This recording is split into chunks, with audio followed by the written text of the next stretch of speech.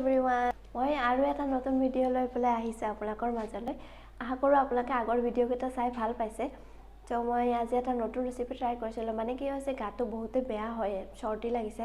তো আপোনালোকে মাতটো শুনি গমে পাইছে চাগে তো এইটো কাৰণে মই ভাবিছো তেল নিদিয়াকে কিবা অকমান হেলদি এনেকুৱা বনাও তো হেতু কাৰণে মই চিকেন বইল বনাইছিলো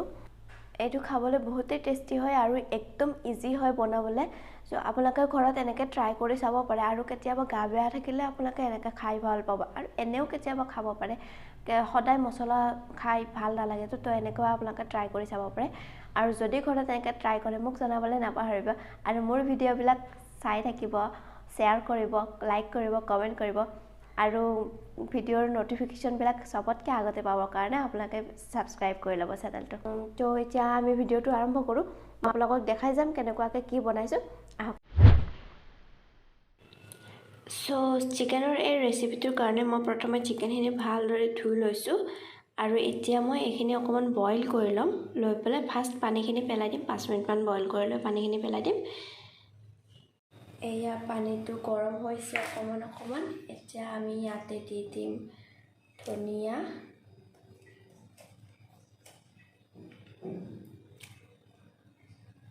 সৰু সৰুকে কাটি লোৱা ধনিয়া এয়া মই দি দিছো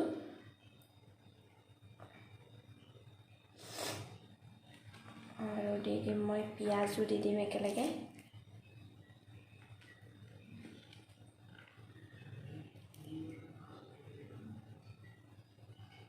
আৰু এতিয়া মই দি দিম চিকেনখিনি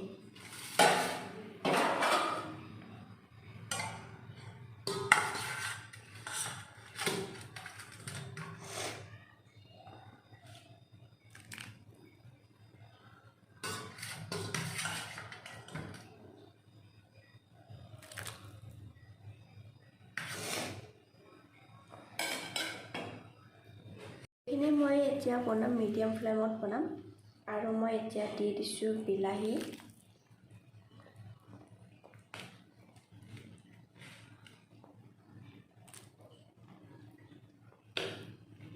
বিলাহী মই সৰু সৰুকে কাটি লৈছিলো তো বিলাহীখিনি মই দি দিছো একেলগে বিলাহী কেইটা অকমান টেঙা হলে ভাল এতিয়া মই ইয়াতে এড কৰিম খুন্দনাত খুন্দিলো আদা নহৰু মই অকমান খুন্দি লৈছো খুন্দনাত হেতু মই এতিয়া এড কৰি দিছো এতিয়া ইয়াত এড কৰিম শুকান জলকীয়া পেষ্ট শুকান জলকীয়া মই কেইটামান গৰম পানীত তিয়াই থৈ পেষ্ট বনাই লৈছিলো এইখিনি মই এতিয়া ইয়াতে দি দিছো ইয়াতে হালধি গুড়া এড কৰিব নালাগে হালধি গুড়াৰ যেতিয়া কেঁচা কেঁচা গোন্ধটো থাকি যায়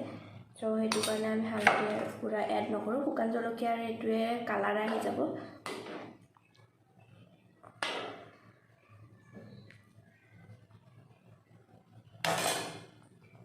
এতিয়া এইখিনি ধুনীয়াকৈ উতলিব লৈছে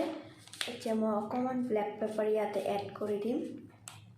আৰু এতিয়া আৰু একো কৰিব নালাগে বাস এইটো ভালকৈ উতলিব দিলে হ'ল আৰু মাংসটো ভালকৈ সিজিলে হ'ল এইটো এটা পুৰা সিজি ৰেডি হৈ গৈছে প্ৰায় এতিয়া জাস্ট মই আঞ্জাটোৰ কনসিস্টেন্সিটো আনিবৰ কাৰণে ইয়াতে অকমান চাউল গুড়া পেষ্ট কৰি লৈছিলো মই এইখিনি মই দি দিম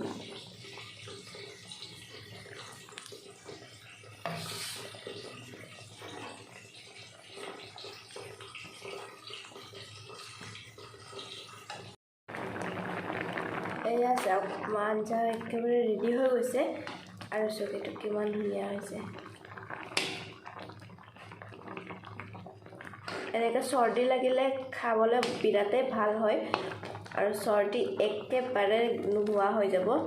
এনেকৈ আপোনালোকে ট্ৰাই কৰি চাব পাৰে বহুতে টেষ্টি হয় আৰু তেল নিদিয়াকৈ এনেকৈ মাজে মাজে কেতিয়াবা খাবও লাগে স্বাস্থ্যৰ কাৰণেও ভাল এয়া চাওক এইটো একেবাৰে ৰেডি হৈ গৈছে তো আপোনালোকেও এনে ধৰণে ট্ৰাই কৰি চাব পাৰে আৰু মোক জনাবলৈ নাপাহৰিব মোৰ ভিডিঅ' আপোনালোকে চাই কেনেকুৱা পাইছে আৰু ভাল লাগিলে লাইক কমেন্ট শ্বেয়াৰ আৰু সাবস্ক্ৰাইব কৰি দিব ভিডিঅ'টো ইমানলৈকে চোৱাৰ কাৰণে বহুত বহুত ধন্যবাদ